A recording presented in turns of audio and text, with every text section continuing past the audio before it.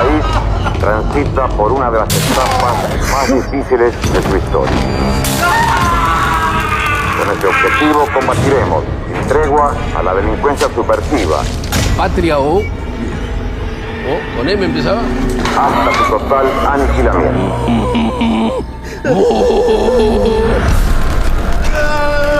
¿Escucha? Poco de confianza. Te vamos a mandar a cualquier parte. Una dirección y tendrás el perdón eterno. ¡Vientos, hijo de puta! ¡Bueno, qué traes eso! Subversivo. Háganselo vivo acá, zurdos de mierda. No sé a quién carajos habrán chupado, pero el grupo que estábamos buscando lo tienen en la ESMA. Decime quién sos, hijo de puta. ¡Habla!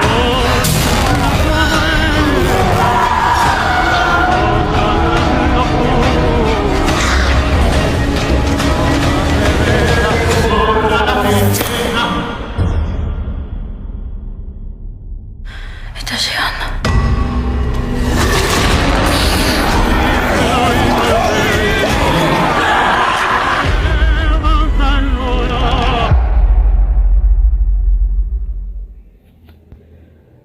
Bueno, acá estamos tres estudiantes, estoy con mi compañero Omar y mi compañera Agos, haciendo memoria de lo que fue el Mundial 78 en nuestro país y tratando de entender cómo un Mundial de fútbol puede convivir con uno de los momentos más oscuros de la historia argentina. El de 1978 no fue un torneo cualquiera, fue una fiesta deportiva usada como una vidriera política para las naciones mientras el país vivía bajo una dictadura feroz. Bienvenidos a este episodio donde vamos a meternos en uno de los momentos más intensos y más contradictorios de la historia argentina, el Mundial 1978. Un torneo que nos dio alegría, sí, pero que también convivió con un horror de una dictadura. Bueno, nuevamente doy acá bienvenida, gracias David. Vamos a hablar de un tema bastante intenso y bueno, como bien vos lo dijiste, para entender este Mundial del año 1978 hay que entender bien dónde estábamos. En ese momento, desde el año 1976, Argentina vivía bajo un régimen militar. Teníamos desapariciones, había censura, persecución política. Era una violencia sistemática que atravesaba todos los ámbitos. La dictadura toma el poder en el año 1976 y rápidamente, a raíz de que iba a festejar este momento de organización del Mundial, decide que ese Mundial era una oportunidad para ellos. No solo para mostrar la eficiencia y modernidad, sino para esconder el terrorismo de Estado. Exactamente, la Junta Militar vio el Mundial como una oportunidad única para usar el fútbol como herramienta de propaganda. Con esto podía mostrar al mundo una Argentina ordenada, normal, que todo estaba bien. La fiesta deportiva ocultaba la represión. Si bien las obras habían empezado en 1974, son los militares quienes aceleraron todo, con estadios nuevos, infraestructura, enormes presupuestos y una campaña propagandística inédita. Así es. Hasta dentro de la AFA las cosas tampoco eran simples. Había dirigentes alineados con la dictadura y otros que intentaban mantener cierta independencia, pero la presión era enorme. El Mundial tenía que salir perfecto y es lo que ellos planeaban vender a los otros países. Mientras tanto, del otro lado de las paredes oficiales había cientos de centros clandestinos funcionando, como uno que estaba muy cerca de la cancha de River, que era la escuela de armería, la ESMA. Claro, aún así, hubo personas, hubo voces, como se le dice, que resistieron en ese momento. Hubo periodistas, hubo organismos de derechos humanos, exiliados.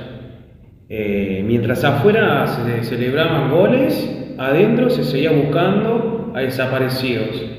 Qué loco, ¿no? Es vivir en ese momento dos realidades totalmente distintas y paralelas.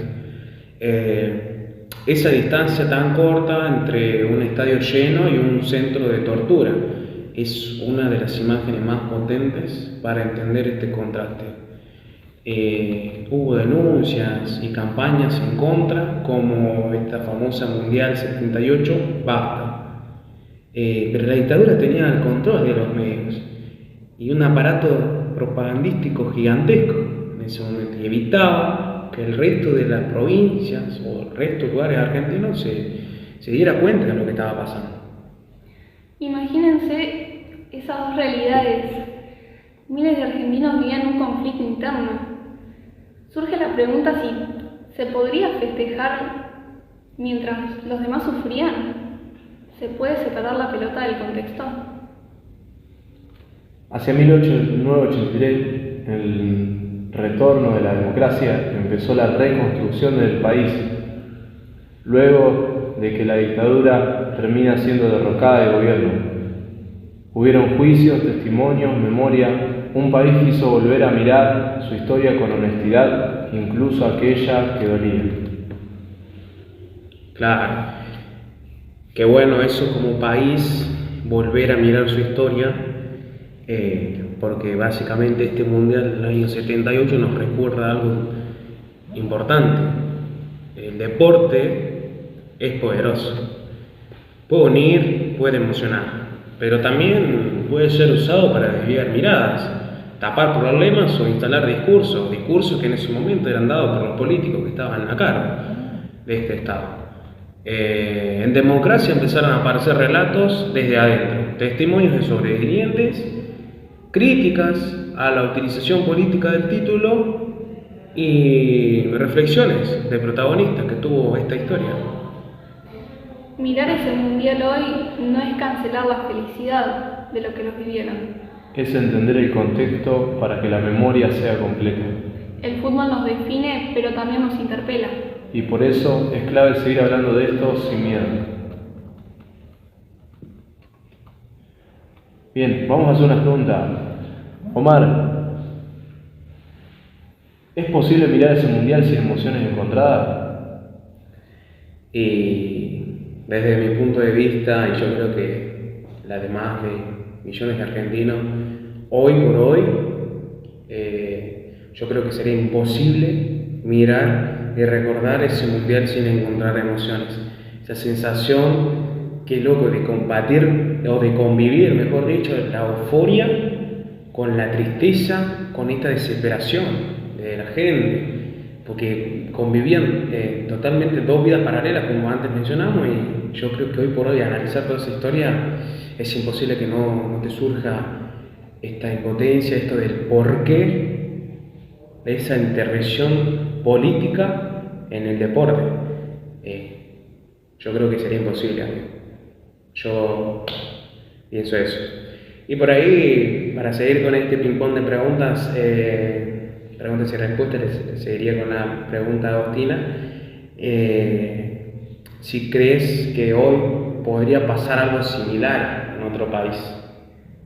Si llegara a ocurrir una dictadura en otro país, yo creo que no, y bueno, y sea justo que vaya a ocurrir un mundial en ese lugar, yo creo que gracias a los medios de comunicación que actualmente tienen mucha masividad,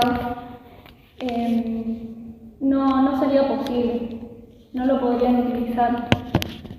Habría muchas protestas, denuncias de distintas partes del mundo. Bueno, yo, David, te pregunto si crees que los jugadores eran conscientes de lo que estaba pasando. ¿Tenían alguna responsabilidad?